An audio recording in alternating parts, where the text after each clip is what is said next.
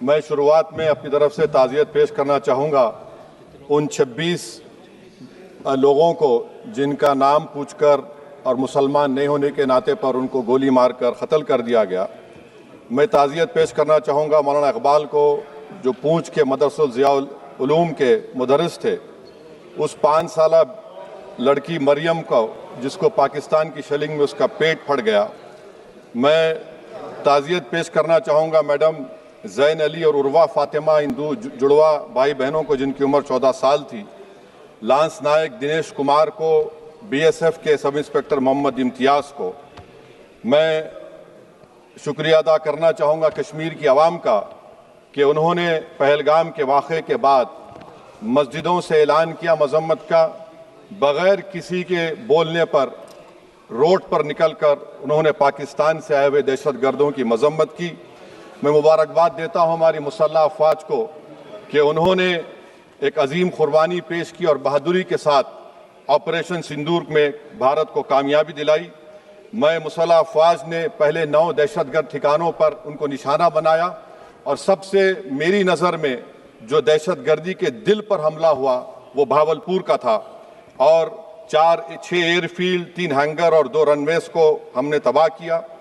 बाद में ऑपरेशन सिंदूर की कामयाबी की एक अहम वजह यह थी मैडम कि मुल्क में इत्तेहाद और इत्तेफाक पैदा हो गया था, एक यूफोरिया पैदा हो गया था, मगर अफसोस कि हुकूमत ने उसका फ़ायदा नहीं उठाया।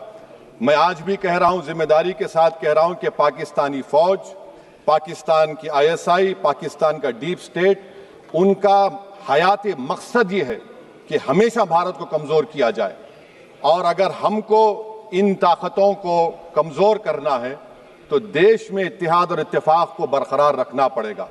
अगर हम बुलडोज़र के ज़रिए या फिर लिसानी जबर के ज़रिए या मजहबी फ़िरक़ा परस्ती के ज़रिए अक़लियतों को निशाना बनाएंगे तो हम खुदा ना खास्ता उन पड़ोसी मुल्क के दहशतगर्द तंजीमों को कहीं कामयाब ना हो जाए। मैडम, मैं आपके सामने ये भी कहना चाहूँगा कि इत्तेहाद और इत्तेफाक इस मुल्क में जब मजबूत होगा तो हमको बैनुल अक़वामी सतह पर दिखाने की ज़रूरत नहीं पड़ेगी।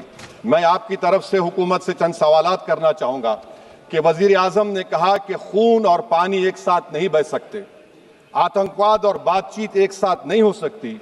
तो मेरा सवाल आपके ज़रिए से वज़ीर आज़म और हुकूमत से ये है, फिर जिन इंसानों को बैसारा की वादी में मारा गया था, क्या आपका ज़मीर इस बात की इजाज़त देता है कि आप ट्रेड बंद कर दिए, पाकिस्तान का एयरक्राफ्ट हमारे एयर स्पेस में नहीं आ सकता, उनकी कश्ती हमारे पानी में नहीं आ सकती, ट्रेड खत्म हो चुका है डायरेक्ट इनडायरेक्टेड, आपका ज़मीर जिंदा क्यों नहीं है?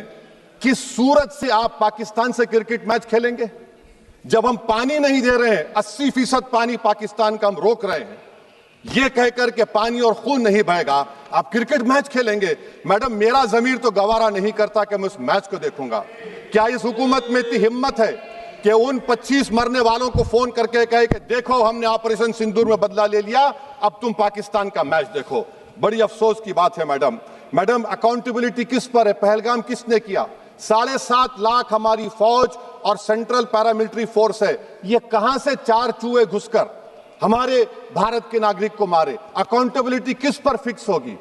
LG पर फिक्स होगी तो LG को बरतरफ करिए, IB पर आती है तो एक्शन लीजिए, पुलिस पर आती है तो एक्शन लीजिए, मगर आप ये समझ रहे हैं कि ऑपरेशन कर दिया और हम खामोश लोग भूल जाएंगे, अकाउंटेबिलिटी फिक्स करना पड़ेगा। मैडम, डिटरेंस आपकी क्या है?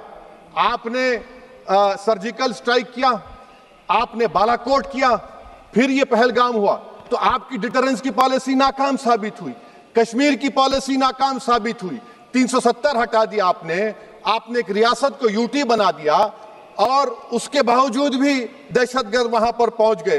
तो और अफसोस मुझे इस बात का होता है मैडम कि पाकिस्तान को हम जानते हैं, पाकिस्तान और इजराइल इस पूरी दुनिया में एक फेल्ड स्टेट है और पाकिस्तान के आर्मी चीफ को, जिससे हमारे स्ट्रेटेजिक रिलेशनशिप है, जिसको अपना दोस्त कहते हैं, उस देश का प्रेसिडेंट उस शख्स को बुलाकर खाना खिलाता है अपने साथ जिसके भाषण से हमारे लोग मारे गए थे। तो क्या आपकी खारजा पॉलिसी कामयाब हुई? आप देख लीजिए। अच्छा, हमारे देश में एक ऐसी तंजीम है जिसका वजूद नफरत की बुनियाद पर और मजहबी अज़वियत को फैलाने के लिए बनाया गया। उनको तकलीफ है सेकुलरिज्म से, सोशलिज्म से, मगर हमारे संविधान के प्रियम्बल में लफ्ज सॉवरेन है। सॉवरेन का मतलब यह है कि हम खुद मुख्तार हैं, हम हाकिम आला हैं, हम अपने मुल्क के मुकद्दर का फैसला करेंगे। एक गोरा व्हाइट हाउस में बैठकर भारत की सीज फायर का ऐलान करेगा?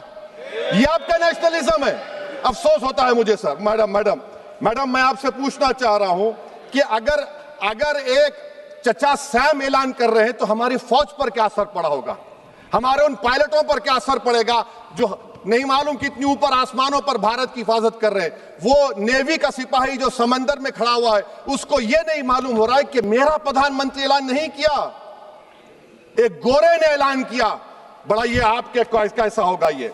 मैडम, मेरा सवाल हुकूमत से यह भी है कि हम कोई एडवर्सेरियल कंट्री नहीं है अमेरिका के लिए, हम दोस्त हैं, स्ट्रेटेजिक रिलेशनशिप है। क्या क्या एग्रीमेंट हमने साइन नहीं किया, तो क्या ये दोस्ती निभा रहे हैं? मैडम, मैं हिस्टोरिकल एग्जांपल दे रहा हूं, क्रुश्चेव और टीटो। क्रुश्चेव ने दबाव डाला, टीटो ने कहा मैं नहीं मानता, मैं नैम ज्वाइन करूंगा। मैडम, फ्रांस और यूएसए, डिगोल को जब यूएसए ने दबाव डाला तो डिगोल ने कहा कि तुम दोस्त हो मगर हमारी खारिजा पॉलिसी आजाद ना है। मैडम, वहीं पर आप देखिए गुजराल साहब, जिसको कहते सबसे कमजोर थे, वजीर आजम थे, उन्होंने बहादुरी का मजारा किया, रिफूलिंग करने नहीं दिया। वियतनाम 20 साल यूएसए से लड़ा मगर झुका नहीं, और हम उनको बोल भी नहीं पा रहे। हम तो कोई दुश्मन मुल्क तो नहीं है अमेरिका के, ये आपको समझने की जरूरत है। और मैडम, यहां पर वजीर खारजा ने कहा वो चीन गए, डिप्टी चीफ ऑफ स्टाफ ने कहा कि चीन के इक्विपमेंट एक लाइव लैब था हमारे उनके लिए। क्या आपने कहा चीन को कि तुमने क्यों दिया पाकिस्तान को हथियार? आप नहीं कहे। और मैडम, आप जानते हैं कि रक्षा मंत्री ने कहा कि स्विफ्ट एंड प्रोपोर्शनेट। तो फिर जो इंडोनेशिया मिलिट्री अटैचे ने कहा कि हमको कहा गया मत मारो, हम सेल्फ डिफेंस में भी नहीं मार सकते थे पाकिस्तान को।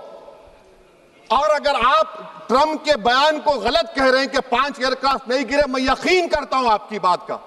आप हमारे पायलट्स को कमेंट करिए ना, हमारे पायलट्स को कमेंट करिए कि हम अपने पायलट्स की तारीफ करते हैं, आप वो भी नहीं करना चाहते।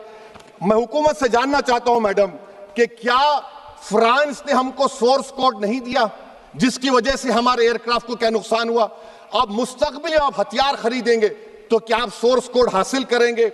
और मैडम, मैं आपको बताना चाह रहा हूं, मेरे सवाल का जवाब हुकूमत दे। हमारे पास सैंक्शन जो स्क्वाड्रन है 42 है, 60 साल के बाद सिर्फ 29 काम कर रहे हैं। पाकिस्तान के पास 25 हैं, चीन के पास 50 से ज्यादा हैं। 11 साल से आप सरकार में हैं, सबमरीन नहीं है, थर्ड एयरक्राफ्ट कैरियर कहां पर है आप बताइए। और मैडम, FATF में लाना पड़ेगा आपको। अगर आप विश्व गुरु हैं तो हम आपको चैलेंज कर रहे हैं, आप G7 के कंट्रीज को, GCC को और चचा सैम को राजी कराइए कि पाकिस्तान को, मैडम खत्म कर रहा हूं, FATF में दोबारा लाया जाए। मैडम, ऑल पार्टी मीटिंग हुई, देखिए कितना कॉन्ट्रडिक्शन है केंद्र सरकार में और स्टेट सरकार में।